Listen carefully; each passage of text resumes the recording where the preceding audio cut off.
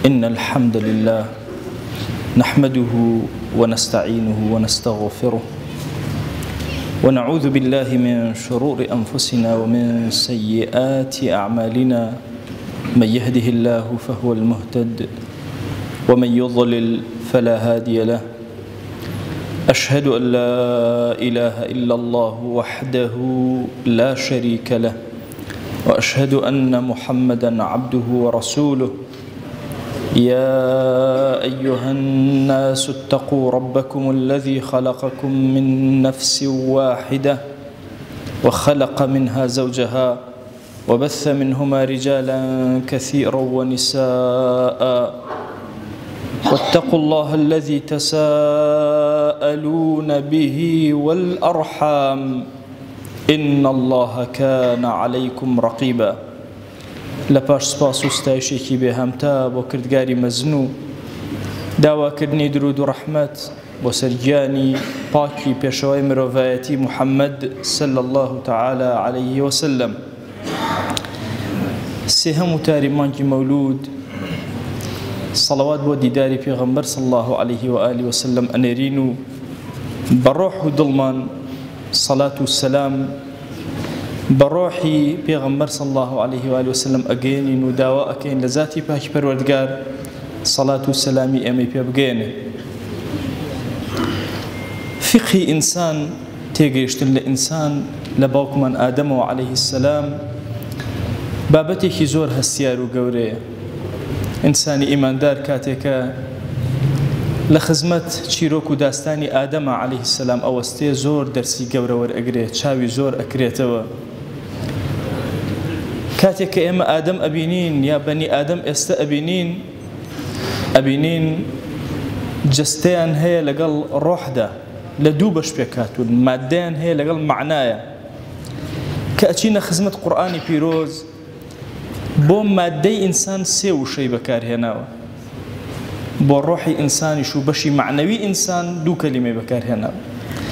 لە مادەی ئینسانە وشەی جەسەدی بەکارهێناوە وشەی جسمیشی بەکارهێناوە وشەی بەدەنیشی بەکارهێناوە جەسەد کاتێکە لە قورئانی پیرۆزە سەیری ئەکەی بۆ کاتێکە کە ئینسان ڕۆحی تێنەکەوتبێ بەڵام سوورەتی ئینسانی هەبێت لە هەموو قورئانی پیرۆزە بۆ شێوازەیە کاتێ لە باسی داستانی موسى عليه السلام لقال قومك يا أبو من باسك أفرمي عجلا جسدا له خوار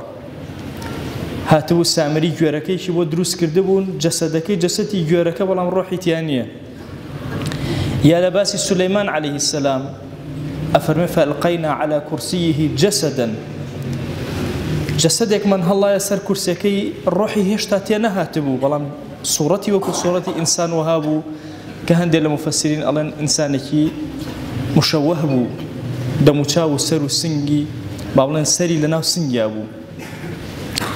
واتە جەسەد بمعنای ئەوە دێ هێشتا ڕۆح نەهاتوە تەبەری پلەیەک لە پلەکانی ئادەم سەرەتا پێش ئەوەی ڕۆح بکرێ بە بەریە پێی ئەوترا جەسەد خوا جەل جەلالوه جەسەدی ئادەمی دروست کرد و دوای ڕۆحی کرد بە بەرە کاتی ڕۆح کرا بە بەریە ئیتر ئەبێتە جسم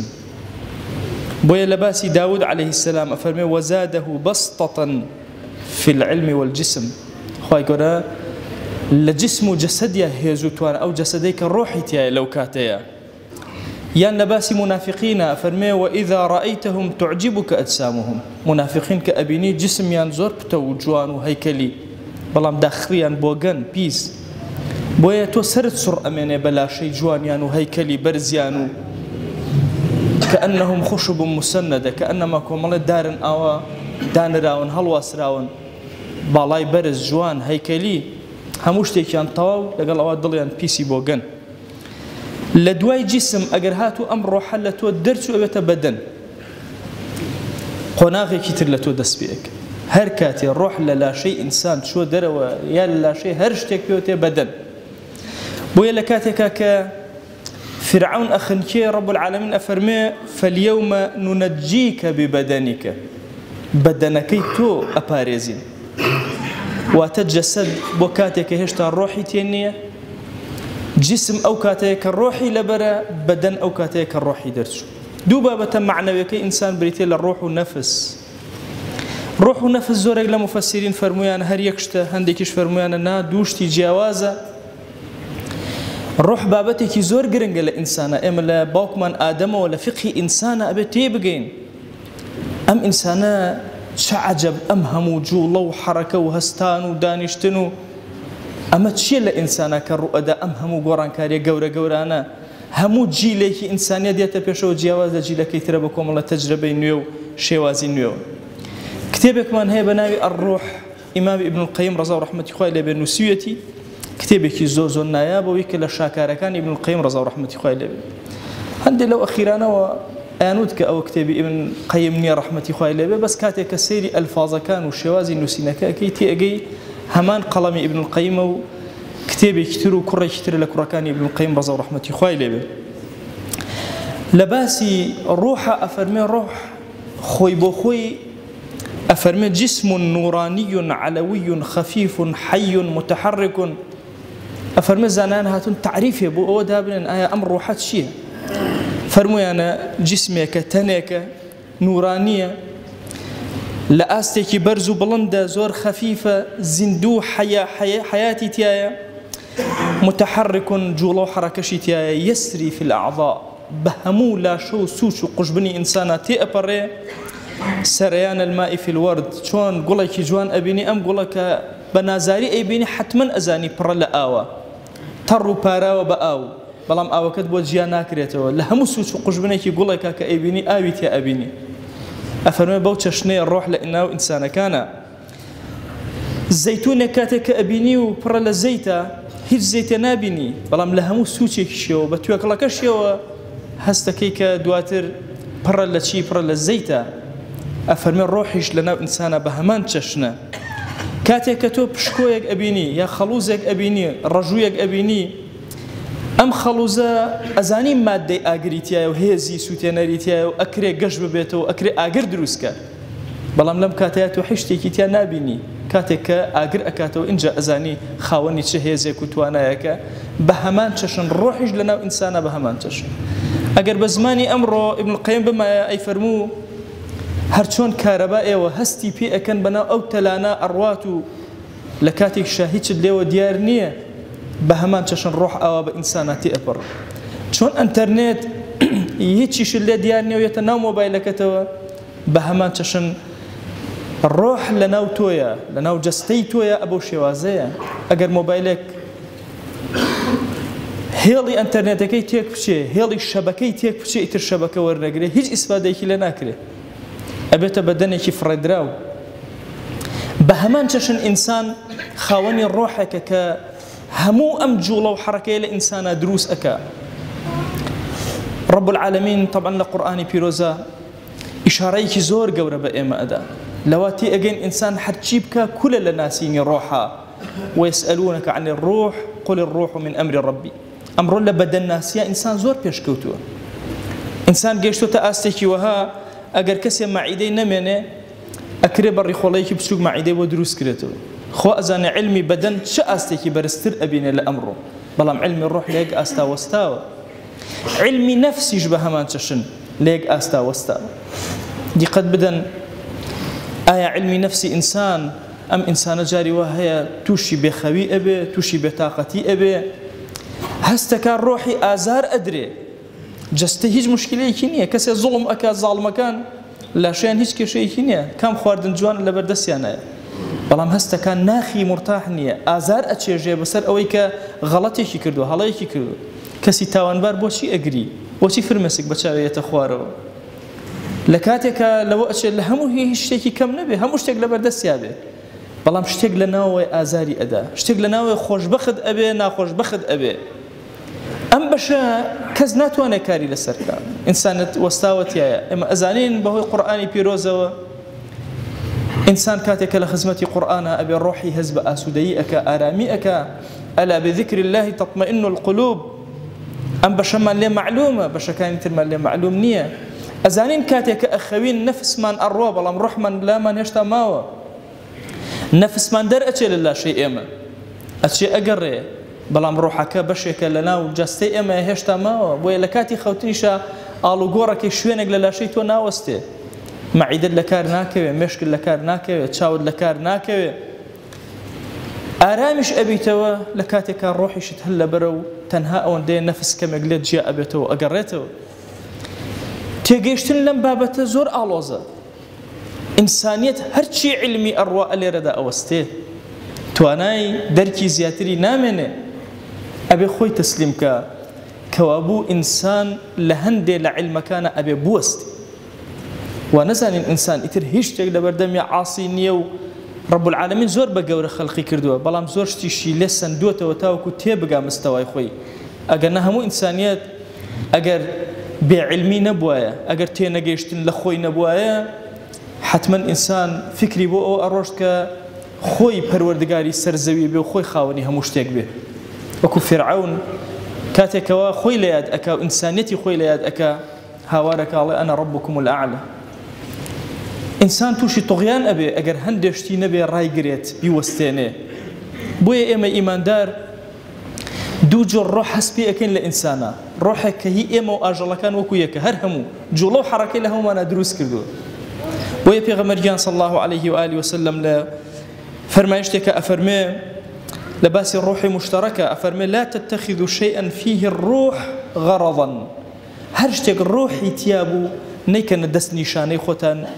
ئیتر بە عەبەس و بە هەوانتە تیری تێ ئەگرن، گولەی پێوە ئەنێن، ئەوەی گیانی تیا بوو بە هیچ شێوازە نەیکەنە نیشانە لە ژیانی خۆتانە. ئەلێرە وشەی ڕۆح بەکارێنێ بۆ ئاژەڵەکان کە ئیبن عەباس ڕەزا و ڕەحمەتی خوای لێبێ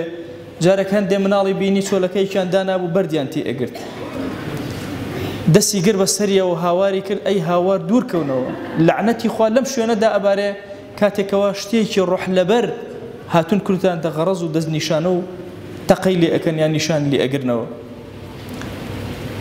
کەوابوو ڕۆحێکمان هەیە مشتەرەک لەگەڵ ئاژەڵەکانە، چۆن ئێمە حەرەکە و جوڵە ئەکەن ئەوان حەرەکە و جوڵە ئەکەن، بەڵام ڕۆحێکی عینایەتی ئیلاهی هەیە لە ئینسانە کە ئینسان خصوصیەتی پێوەرگرتووە کە بریتە لە وەنەفەخت فیه من ڕۆحنا، خوا جەل جەلالوه ئەو ڕۆحەی نسبەت داوەتە پەنای خۆی، نە بەشێک بێ ڕۆحی ئێمە لە خودا، نەخێر. چۆن ئەڵێ بەیت الله ئەم ماڵە ماڵی خوایە و زۆر پیرۆزە، ڕۆحێکی زۆر پیرۆز لە ئینسانە هەیە کە گەشەی پێ ئەکە، کە پێی گەورە ئەبێ،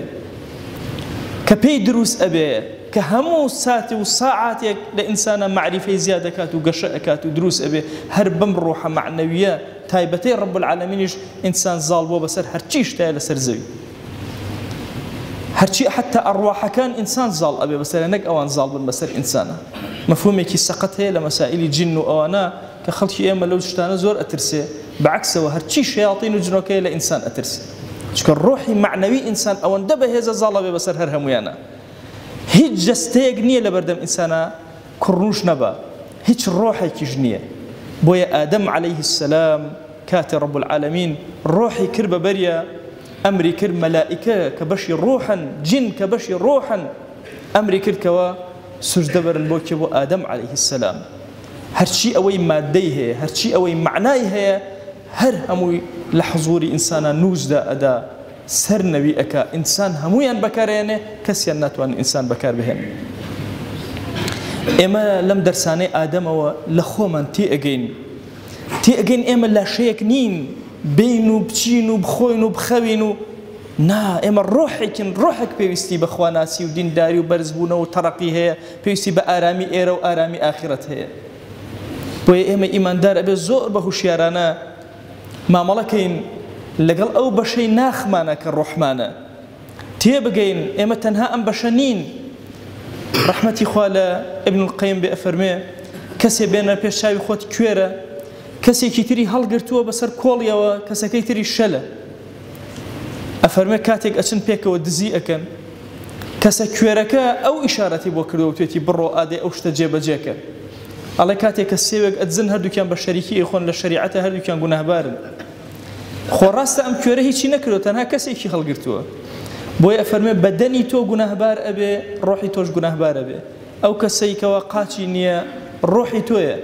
ئەو کەسەش کە چاوی نییە بەدەنی تۆیە. ئەو چاوە کراوەیە کە چاوی ڕۆحی کراوە بێ. یا ڕەحمەتی خوا لە ئیمامی غەزالی بێ ئەفەرمێ ئەگەر کەسێ بینی بەسەر وڵاخێکەوە، ئەو وڵاخە ئەم ئەمری پێ ئەکات و ئەی جوڵێنێ و ئەی بات و ئەی هێنێت و ئەی وەستێنێ، ئەم کەسێکە بەسەری وەکو ڕۆح وایە ئەوەش وەکو لاشەی وهایە ئەو ئاژەڵە بۆیە ئێمە پێویستمان بەوە هەیە کە بزانین ئەم بەشەی جەستەمان پێویستی بە خزمەتێکی تایبەت هەیە بەشی ڕۆحمان پێویستی بە زۆر خزمەت هەیە ئێمە نابێت جەسەد بین ئێمە نابێت بەدەن بین ئێمە جسمێکین ڕۆحمان هەڵگرتووە ئەبێ بزانین چۆن مامەڵ لەگەڵ ڕۆحمانە ئەکەین چۆن بە بەزەی ئەبین لەگەڵ ڕۆحمانە چۆن لەزەتەکانی ڕۆح وەرئەگرین با لاشت لە ناو شوشەیەکا بێ و جوانترین خواردنیشی پێ بدرێ ئەم ڕۆحەکە ئاسوودە نەبوو شێتە بی نازانی چی بکەی بۆیە ڕەب العالەمین هەرچی مەلەذاتی جەستەیی هەیە لەسەر زەویا بۆ ئێمەی داناوە هەرچی مەلەذاتی ڕۆحیش هەیە هەر هەموو لەسەر زەویا بۆ ئێمە داناوە بۆی تەرەقیکەین و بەرز بینەوە لە حەزوری ئەوە گەشە بکەین کە ئەمە بەشێکی زۆر گرنگە لە فقی ئینسان کە ئێمە خۆمان بۆ خۆمان ئەبێ پەیوەست بین پێوەی ئیشی بۆ بکەین بۆی ماندوو بین لعل چۆن خوای گەورە ئەمڕۆ نیعمەتی بەسەرا داباراندین و لاشەکانمان کەوتوتە ڕەحەت و ئیسراحەتی ڕۆحیشمان ئەکەوێتە ڕەحەت و ئیسراحەتی تایبەت ئەو ڕۆژەی کە بە حضوری خوا جەل جەلالوه شاد ئەبینەوە خوای گیان ئێمە گوناهی زۆرمان بەرز کردوێتەوە بە ڕۆح و دڵ تەوبە ئەکەین ئەگەڕێینەوە حضوری تۆ یا ئیلاهی لەسەر جەم گوناهەکانمان ببورە گوناهێ بە ئاشکرا کردومانە عەفومان کە گوناهێ بە پەنهان کردومانە عەفومان کە گوناهێ نەمانزانی کردمان عەفومان کە گوناهێ زانیم ئەن و زیادە ڕەویمان کرد عەفومان کە گوناهێ لەمەوە پێش کردومانە عەفومان کە گوناهێ لەمەوە دوایکەین و فریای تەوبە ناکەوین عەفومان کە ئیلاهی داوات لێ ئەکەین بناوي جوانت وصفتي برزة باسم عظمة الرحمة وكرم وبزي خود بسرمانا ببارنا عفو وعافيتي خود بسرمانا ببارنا إلهي أم عبدانا الريان كلو تأماليتو أمانا أو عبدانا كسري برزيان لسجدان نبينا كان تنهى لحضوري تو يا نبي ركوعنا بن تنهى لبردم تو يا نبي دسي زليلي دعاء برزنا كان وتنهى لبارقاي تو يا نبي ديا إلهي دعاء كان نجيرابك ادعوا الله وأنتم موقنون بالإجابة الحمد لله رب العالمين والصلاة والسلام على خير خلق الله محمد وعلى آله وأصحابه الكرام وتابعيهم بإحسان إلى يوم الدين أوصيكم عباد الله ونفسي قبلكم بتقوى الله وكثرة مخافته فإن التقوى شعار المؤمنين ودثار المتقين ووصية الله تبارك وتعالى في وفيكم وفي الخلق أجمعين وشبي سكام پیغمبر خوای صلی الله عليه وآله وسلم که مكنا دستشكر بدعو بانگواز ورده دعو بانگوازكش بلاو بيو خلقو برو مكي جني يوشا كساك قراخو مدينة تيرو بني غفاري نبي أبو ذر غفاري بي فرماو گوشم چوە بێکەوە پێوە ئامان ئەمرەکەرۆ بە خاسە و ڕێگریش داوەنەکەرۆ جە خراپەکە ماچا فرە وەسیم و جوانە فرە نازارە قەت درێ وەش نەکردێنەوە فرە ئەمینە ماچە من و براکەم پێوە هەرمانەکردن براکەم کیازواتم لۆ ئی هەواڵەوەم پێ پەژڕاستکەرەوە فرە وەختی شەنی یەهودیەکە کاتێ هەرمانەکەرمێ باسو پیغمبر وکرا کمیو انسانیت رزگار کرو ما چه براکم لو اما واتش والله برا چنی شاواتن هر پاسن ما چه دلم آویج نواردو ویم یاونا مکه بعضی چیوم کو کرده به کولمو ما چه کلوان مکه نشتارن پنیت شاواتا کفر خطراو اگر بو باسش کرینه قریشه که فرع عزت الکره ما چه نشتاره او زمزمی ورنا و چمروانی کرنا دی اگوینوش ئیمانگە جوانەی گنۆ وەرە چەمام هاواریشکە نەخوایە ئەگەر ئی چێوە ڕاستە پێم ڕێک بوزە بە ئاسانیە و خزمەتش فەرماوە ئیمامی عەلی گەنجە جوان خاز بێ چاوە ئاما واتش ئەجۆ غەریبنی واتم بەڵێ عەرەب عادە چاچانە بێن فرە خزمەت و غەریبی شاکردن واتش بۆ چەنی من ماچۆ خزمەت چەنە لوانێ نانش دانێ پەنە واتش خەیرە واتم قوربان پەی کەسێوە گێڵونە وێم مێزووشە ما ترى دوا مجلوانه عينا كزنا بإمام علي أما ورو يرمج عرب عادش نبي ترى يرمنا فرا برسيارش كردن كهرمانك وبيجي بجيك ما سواتش بيكي يلي وشني يلي واسوات ما تا وعد من يبن لا كسوق سير نكري ما واتش ما سواتش وعد بو لا كسو ما واتش واتش والله ما تبيو أمان بيام فرشيرين جاردن هەرچی جوانێکێنێ باسی شاکەرەوە ڕێگری ماچە نەکەرەوە چانەیەکە خراپەکاری کەرمێ شۆنی شەرەگێڵ فەرماوەژ یاگێ فرە خاصڵ وەربژار گنە شۆنی وردە مەکەنە هەر یاگەنە زانام یۆ غەریبە ئیناچاو چەمەڕوانی و چەمداری ئێمەکەرۆ وێم مەشغوڵ کەرو نەعلەکام و تۆج وردە لۆ تا یاوی تۆپەنە ماسو لوانێ خزمەت شەنە وردە حتا یاوامی یانۆ ئەرقەمی کوڕ ئەبل ئەرقەمی یاوانی خزمەت و پێغەمبەری صلی الله عليه وآله وسلم ماسو کە وەشەویستم دی زانام هەرچی یەهودیەکاجە مواصفات و صفاتی واتە بێگردش شەنەبێ تمام تسلیم بیانێ پی وەشەویستە نازارێ شایەتمانم ئار خزمەت شەنە وەشەویستی فەرماوایی ئەبا ذەڕ گوم نەکەری یاگەوێت و چێگە هیچ قسەوە نەکەری چکە عەزیەتە فرەکەرە لۆ شاروێڵ کەی ژنێڵ من سەرکەوتنم بەدەست ئاردان ڕۆیجە ڕوا ئیتر دینەکە و من تەرەقیش کردن ئاکاتە بۆرێلا ماچواتم والله ئەی پێغەمبەری خوا صلی الله عليه وسلم حتا ئی کەلیمە جوانێ ناو گۆش و گەورەکە قوڕەیشیرە مەلو سلوانێ پاڵ و کەعبەی مڵێ و گرد و گەورەکە قوڕەیشی نیشتێنەوە خەڵکی فرەدە و شانیشتەنەرە ماچۆ هاوارم کرد هۆ قوڕەیش من جە تیرە و بەنی غیفارینە ئامانە ئەبوو ذەڕەنە گەورەشانە أنا هاوار كرو أشهد أن لا إله إلا الله أشهد أن محمد رسول الله ما تواتش عادي زالك ورزي خاص ديدش ما تفرش هداني وانا خريب بمرو شرد ساشانا عباس أما هاوارش كرد واتهشي تجارة بازرگاني تاهن قر بالو بني غفار رملو خريكي تشيشين دي خوي بيا كوش ديت تجارة تابنا مكريو ما تشو كباسو تجارة كشكر قرد شلبي واشا شنا أردا فرماوە ڕۆ دووەم و یەرەمیش هەر هاوارم کرد و ئی کەلیمە دووبارە کرد و دانیشاوەنەوە عەباس ئەما ڕزگارش کردە ماسوول لوانەوە شار وێم و وڵات وێم چەمەڕوانی کردنا و دوور و متابعەکردنا کەی بۆ پێغەمبەری خوا صلی الله عليه وسلم سەرگنۆ فەرماوە کە زانام ئاماند لێ مەدینەی وێم پێ تۆ ئامانەی خزمەتش پێغەمبەری خوا صلی الله عليه وآله وسلم فرە ورد بێجە ئەشناسایە و خەڵکینەوە نامەکەشان علم نفسي نباس كرو أجر جرك البرنامج كسيلوير نشوه دموتشمش علامته وبنيرة نزيب وجنامه كيش أبو ذر غفاري دموتشمش دندني خالي وردلش بوه بينه إي خالي وردله بيغمر خوي صلى الله عليه وسلم بين وش أنا مش وش أنا تشني مروتشا داب شوي فرماو كدموتشمش ديانة فرماوش أبا نملة تتاتم مروتشا كاني واتمنا يا رسول الله صلى الله عليه وسلم أبا ذر شرب معنا مروتشين ما شو بيغمر صلى الله عليه وسلم خوا دمه إي أبو ذر بو بايوجا واليفر جورك أمتي إسلامي ينشا كساك باب عرفاننا مدرسة وتايبته ياجي وفر تايبته مكانته وفر تايبته الشن أبو ذر غفاري خزمته في غمرنا صلى الله عليه وآله وسلم جنگ كان بجداريش كردن حتى فرماوجا تبوك نكاتي دماك وتا حضور شنه فرماو والله خيك بنمبي اتتوانا نبري واسو كارو برو الله كم دا كولي ومرو وين بتاقي تانيا شونو جيشكي كوتا ماسو كاتي وشويز لاج دابي منش فرقه لاك بنا يا وشابنا وشويسي فرماوابي واتبشا انا يو بتاقي تانيا اما فرماوابش كن ابا ذر باكسي كمي إنجا ماسو تماشش كرده بنا دورو فرماوابش رحم الله ابا ذر يمشي وحده ويموت وحده ويبعث وحده رحمة خواجة ابو ذر بو بتنيا مراره بتنيا جمرو بتنيا زينبو فرماو كاتو سرمرجي من كزنا بدور من تنها أفرتين أبو جارية كتشنيم به ما شو فرق قريب دور منو نزانة تشكره ما شو وقت موازبارة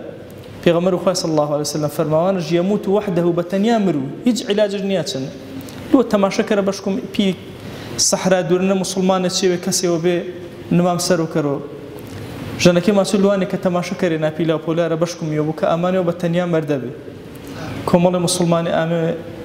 ابن عمر كرو عمر كرو خطاب رضي الله عنه عبد الله كرو عمر فرموا إنما سروا كرد وصيتش كذا بهركز مسؤوليتش هن جيان أنا نمام سروا نكرو ورو أنا ابن عمر هيج مسؤوليتي وجنبي نماش سروا كرد وخوي شاكات أنا كياس في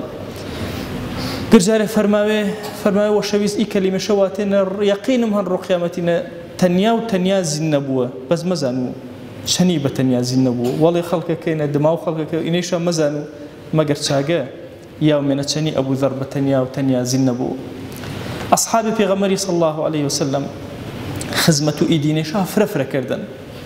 هر أن وشويس شاد ديابو يتر فداكاران خزمة شنبيني فرق قوري شاء إرمانان فرە گەورەی شاکردن خزمەت شەنە ئیسا ئەچی دەگێ ئێمەنەوە ئەچی یاگەنە ئی خەڵکە جوانەی وینی بە ئەهل و دینی ڕەنج و مانیای ئایشان ڕۆی جەڕوانی زەحمەت شاکێشتن ونی شامتێنە عارەقە شامتەن ئی پەیامەشێنەشا بڵاوکردنەوە ئەنا 2000 ساڵی 1400 ساڵ هیچ تا ئیدینە ئینا برەوەنە ئینا جوانینە ئینا جەماڵەنە ئینا کەماڵەنە جەنگ و گرد و دنیا و جەنگ و گرد و فکرەکە کەر و سەر و زەمینینە وەرو ئانەی بەدڵ ڕزوان و خوای پێگرد و سەحابە پێغەمبەری صلی الله عليه و سلم کیانمێ ماسمێ خوایەکیان ڕەزا و ڕەحمەت و وێڵ بە بێ جیاوازی سەر و ئال و ئەصحاب و پێغەمبەری صلی الله عليه و سلم وارنە حتا وەکو دنیا دنیانە حتا هەناسە و ئینسانەکە هەناسن خوایەکیان رحمة بزيم جمل ما روتنا ما وجب يا رب العالمين. وأوصيكم أيضا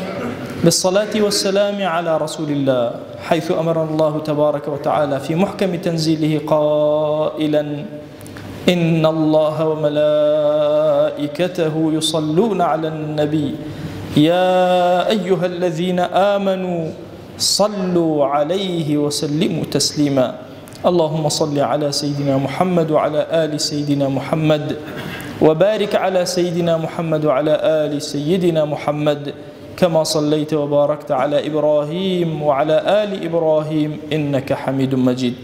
اللهم اغفر للمؤمنين والمؤمنات وللمسلمين والمسلمات ولمن أنشأ هذا المكان اللهم أعز الإسلام والمسلمين وأهلك الكفرة والملحدين اللهم انصر من نصر الدين واخذل يا رب من خذل الإسلام والمسلمين اللهم آت نفوسنا تقواها فزكها أنت خير من زكاها أنت وليها ومولاها آمين آمين والحمد لله رب العالمين أقم الصلاة يرحمك الله.